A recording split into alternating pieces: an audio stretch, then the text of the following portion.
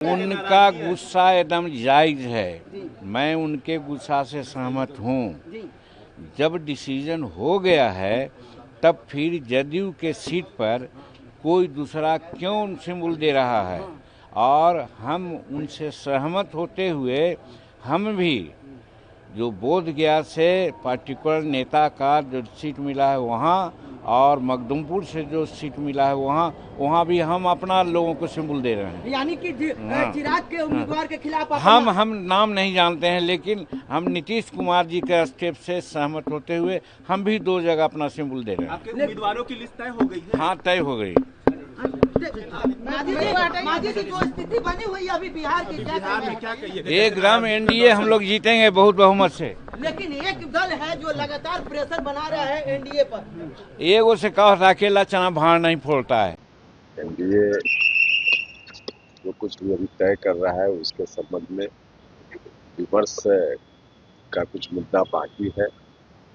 इसी विषय पर बात करने के लिए दिल्ली जा रहे हैं और सब कुछ ठीक हो जाएगा, इस उम्मीद के साथ, इस विश्वास के साथ जा रहे हैं। महागठबंधन में ऑल इज वेल है, यहाँ कहीं कोई किंतु परंतु सिर फुटअव्वल नहीं है। महागठबंधन इंटैक्ट है और मजबूती से चुनाव लड़ रहा है। अपार जन समर्थन है, जनता का आशीर्वाद है कि तेजस्वी सरकार, महागठबंधन की सरकार बिहार में बनने जा रही है। ये एनडीए सरकार की विदाई है, एनडीए की नैया डगमगा गई है। अब तो आदरणीय उपेंद्र कुशवाहा जी ने कहा है नथिंग इज वेल, कहीं कुछ ठीक नहीं है। एनडीए में सिर्फ फुटअव्वल घमासान है। आदरणीय मांझी जी भी आक्रोशित हैं, आदरणीय नीतीश कुमार जी नाराज हैं, बीजेपी के नेता द्वारे द्वारे घूम रहे हैं। इससे क्या होना है?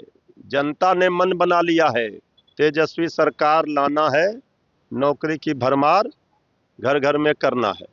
उपेंद्र कुशवाहा ने कल कहा है कि nothing is well in India. हमने तो कह दिया कि जब उस आदरणीय श्री उपेंद्र कुशवाहा जी ने कह दिया नथिंग इज वेल, तो इसका मतलब है कि एनडीए की नैया डूबेगी। एनडीए का मतलब हो गया है नैया डूबेगी अब की बार, ये बोल रहा है पूरा बिहार।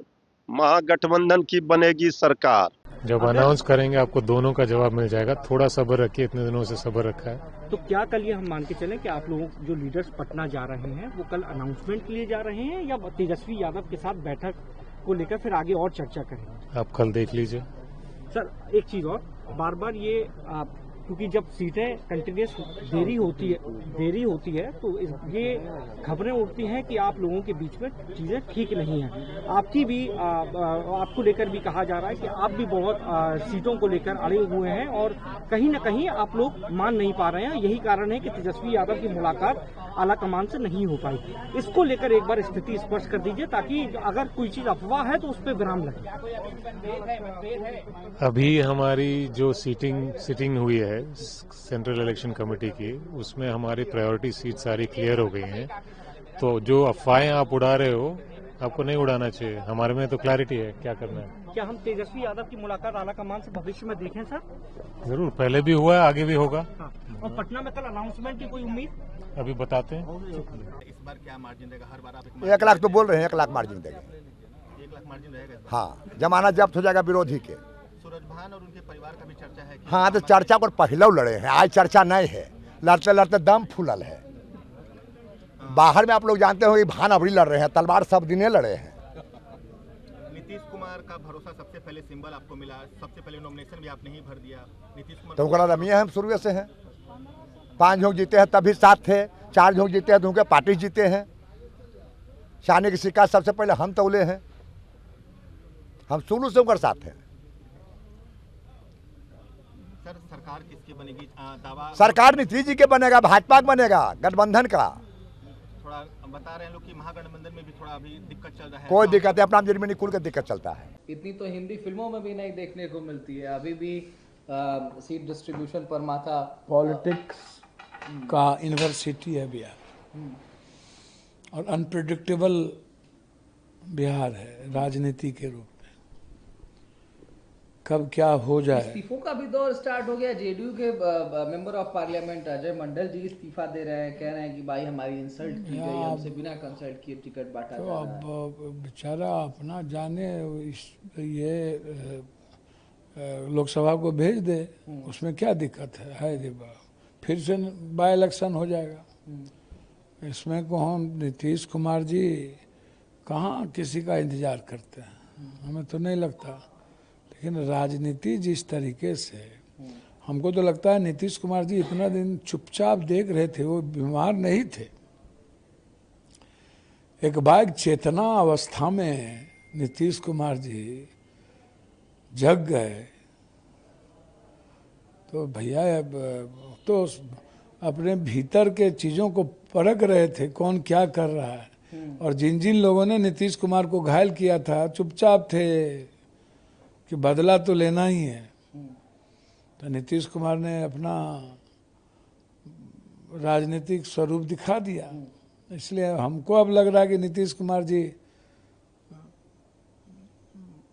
मेंटली बहुत स्ट्रांग थे और चुपचाप थे, और एक बार मेंटली अवेयरनेस आ गया उनमें।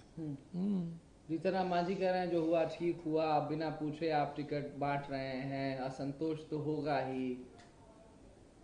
किसको बोल रहे हैं बिना टिकट पूछे बांट? अब जीतनराम मांझी जी कह रहे हैं कि अगर कोई ऐसा स्टेप ले रहा है तो जस्टिफाइड है, पूछ के बांटना चाहिए ना टिकट किसी से। अगर कोई एमपी है, इस्तीफा देने तक की बात आ गई, हमको तो समझ जीतनराम मांझी साहब क्या बोलेंगे वो उनकी बात है, उसमें हमको 3-13 में क्या करना है भैया। जीतनराम मांझी कह रहे हैं कि लोजपा के सब सीटें पर देंगे, तो बुजुर्ग आदमी है, उन पर हमें क्या कहना है। लेकिन एक तरफ तो उनके coalition partners Bharatiya Janata party के उसी में छिटपिट इस्तीफों का दौर है, लेकिन वो आप ही पर निशाना साध रहे हैं। वो कह रहे हैं आप लोग फ्लैट टायर हैं, कोई न सिर है न पैर है, क्या बातचीत हो रही कुछ पता नहीं चल रहा है, सब लोग छोड़ के जाना चाह रहे हैं भारतीय जनता पार्टी, टिकट चाह रहे हैं। तो जल्दी से ले लीजिए। अत्यंत पिछड़ी जाति को तो टिकट दिया नहीं उन्होंने, जादवों का भी टिकट काट दिया। भाई आप प्रेम कुमार को 8 बार में टिकट दिए तो नंद किशोर को क्यों नहीं दिए, और उनके समधी को भी काटे। और मधेपुरा से भी टिकट आपने नहीं दिया, तो और अत्यंत पिछड़ा को तो बीजेपी ने दिया ही नहीं टिकट लगभग। आप इसको समझ लीजिए। तो आप इस परिस्थिति को समझिए कि हालात क्या हैं, समझने का प्रयास कीजिए। आप लोगों की भी सीईसी की मीटिंग हो रही है, क्या कुछ फैसला निकल भाई आप सीईसी की बैठक तो बहुत इम्पोर्टेंट होती है ना भाई। जब आप देख लेते हैं ये कांग्रेस है, कांग्रेस का अपना डिसिप्लिन है, और कांग्रेस हमेशा संवैधानिक तरीके से पार्टी उनकी चलती है, और सीईसी बहुत ही महत्वपूर्ण बैठक होती है। तो उसमें बिल्कुल लंबे डिस्कशंस होते हैं, और मुझे लगता है कि कांग्रेस